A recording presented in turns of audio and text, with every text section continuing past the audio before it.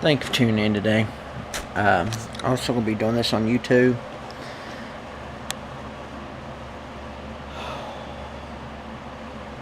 I'll be perfectly honest with you today.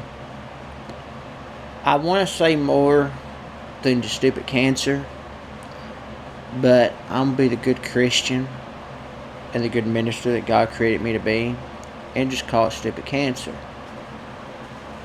Yesterday we got some good news, and my mom's bowels clearing up.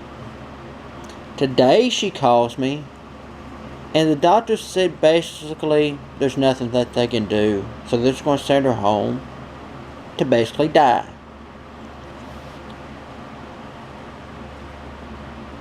I was on the computer, perfectly fine, playing Song Pop, doing my normal stuff.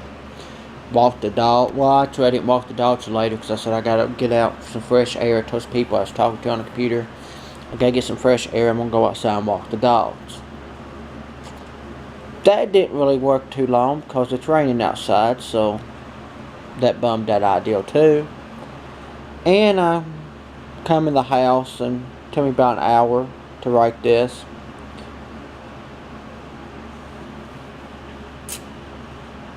And I'm going to read it for you now.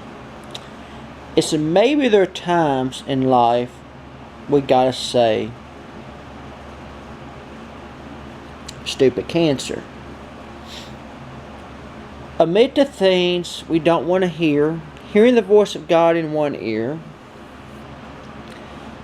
and this is hard for me to do this, that's the reason why I'm a little bit slower today.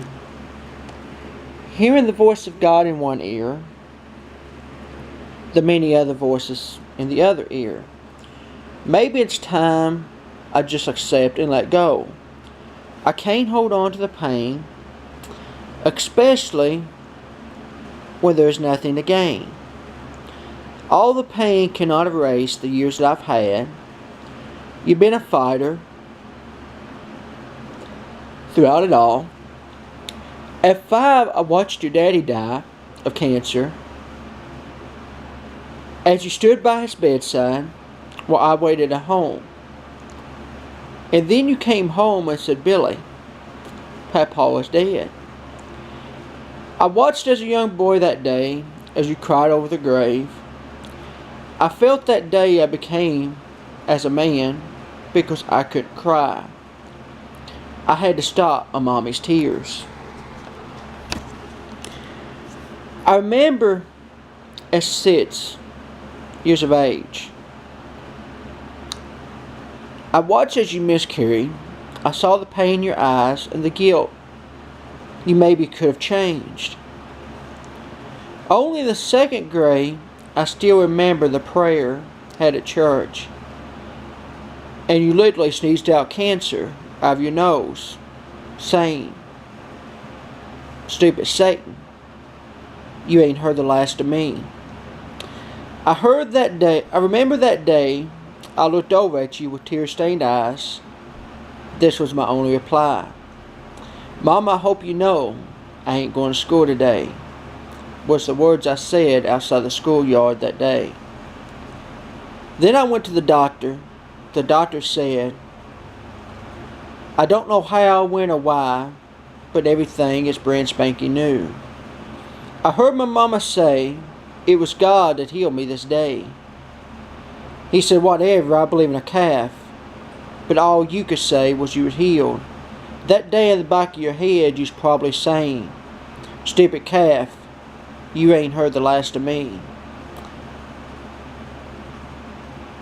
My God is greater than him any old day. I recall a day, only in the 3rd grade. I was thinking Mama's better now, but got word her heart was bad. It may have to be dealt with, or else she would surely die. I prayed and I prayed, and you didn't have to go through it. That day we all were saying, stupid devil, we ain't got time for you. I watched when I was in the 5th grade, a non-cancerous tumor they found in your ear. I stood by you that day and night as I saw a cup on your forehead holding your ear. My only response that young to try to lighten the mood was to look, Mama. They put a smiley face on it. I paid closer attention to that little sticker because I was too afraid to admit I wanted to say.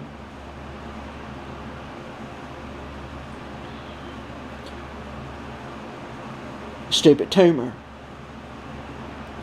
Only at 13 years of age, I remember praying in the bathroom when the doctor said there was no hope. You soon be gone, your lunch was just too bad. If you didn't quit smoking, you surely die.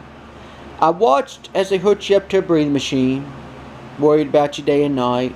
Many nights would cry myself to sleep as I would ask God, why, oh why? But I saw you finally come up, brand new lungs and everything. You was once again saying, screw you, Satan. I ain't finished the race. Don't count me out just yet. I watched as only 18 years old, a young man with a bright future and his whole life ahead. Got off work one day at Dairy Queen. It was just Christmas Eve. Had went home, my cousin came to say, your granny's in a coma. Let's go and pray. I watched you scream and yell, trying to get your mama to hear again. Only for her to die on New Year's Day. In the back of your head, you're probably yelling these words. Stupid death. Why did you take my mama away? I helped you with all the plans. The work said you need an excuse. I said these words. Stupid excuse. I got more on my mind. If you want to fire me, go right ahead. They didn't know what to say. I worked there another week with that all on my mind. So finally, just one day, walked out and basically said, Stupid Dairy Queen, I'm done. That following Christmas Eve, my uncle, Granny's brother, died. Over the next 3 months, 27 people between church family and family passed away, all of which was at the same funeral home but 2. And all people could say was, God ain't gonna put you through so much you can bear. I never got so sick of one line in my life.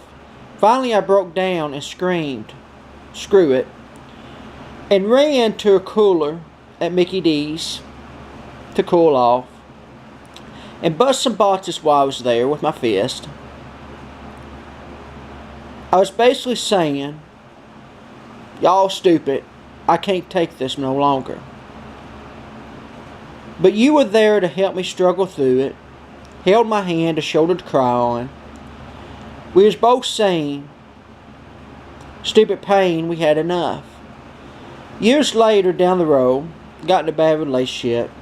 At my wit's end, I just said enough is enough. I can't take this no longer. So I held back and left it all behind, and you were there. Now years later we stand, been through a lot, you and I. It wasn't always hard, we had some good times too. You was my best friend, my shoulder to lean on throughout the years.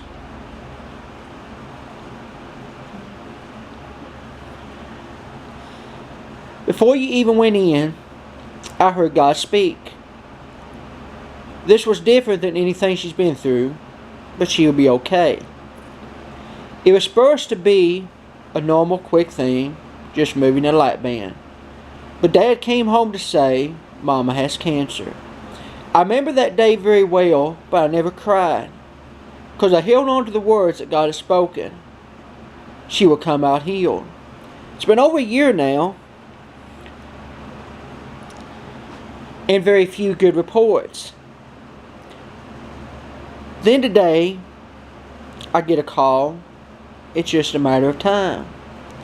Suddenly my mind was taken back not to the first day I heard God speak, but in the chapel as I didn't have the words to say or even know how to pray. My heart was broken and tear-stained eyes.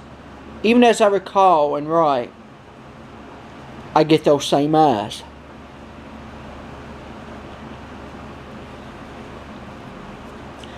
But as I knelt to pray, a voice said, "Open the Bible," so I did.